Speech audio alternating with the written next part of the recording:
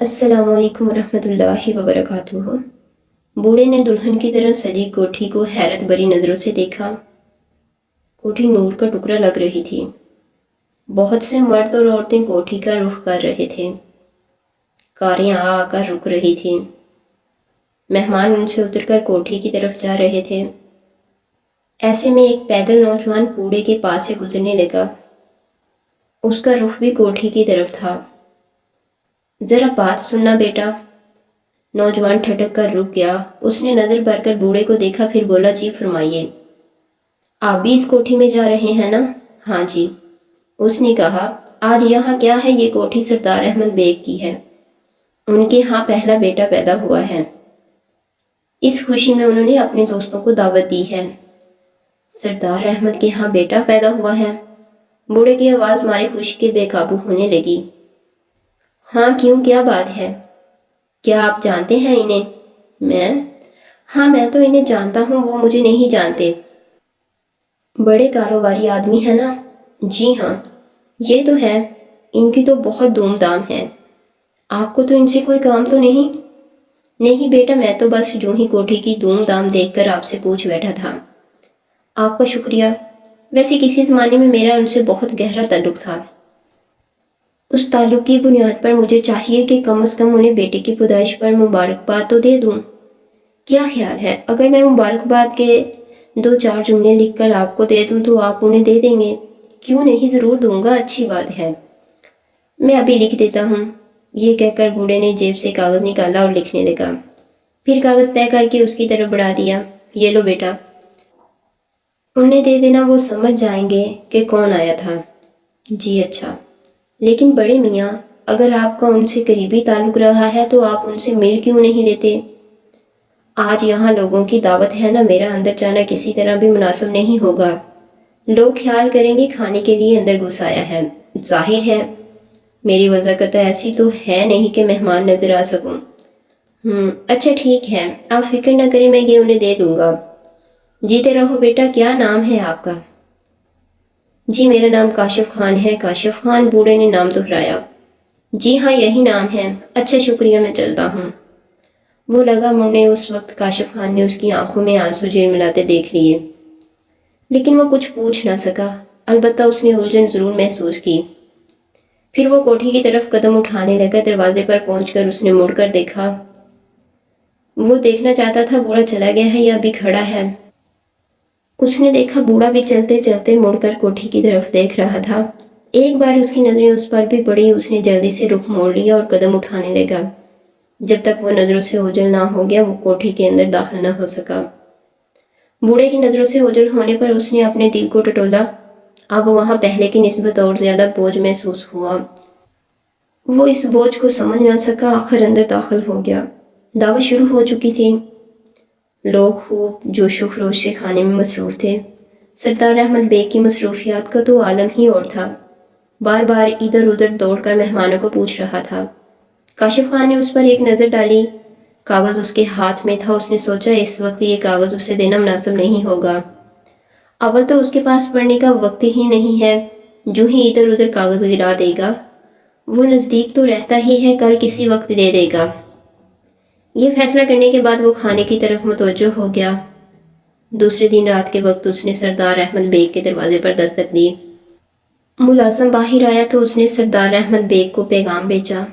वो उनसे मिलना चाहता है।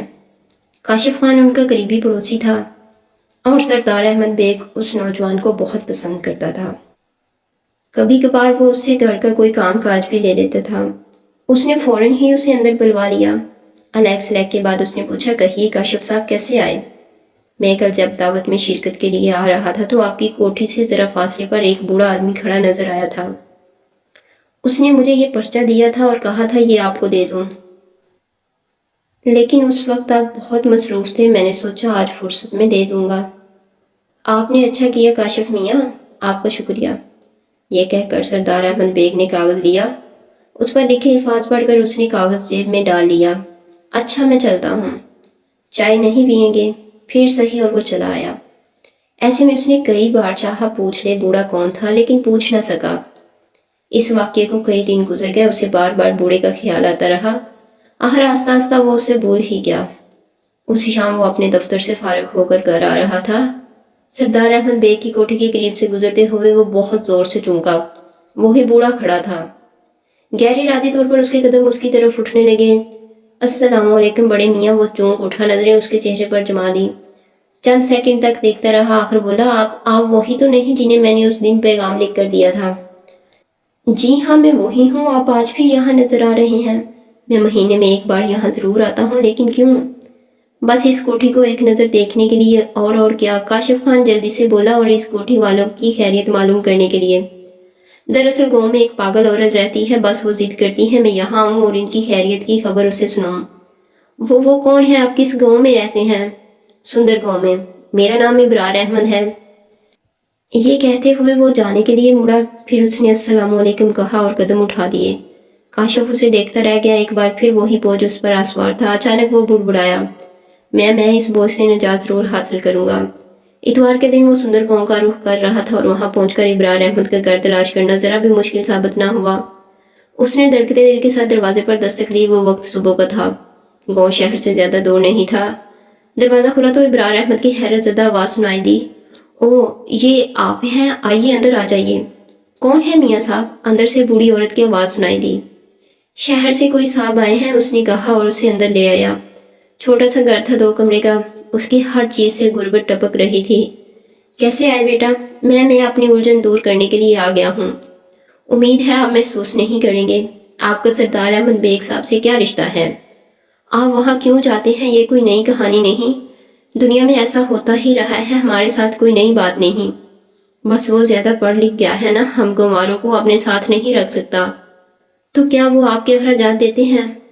اخراجات کی ہمیں ضرورت نہیں، ہم دونوں مل کر 2 وقت کی روٹی کما لیتے ہیں۔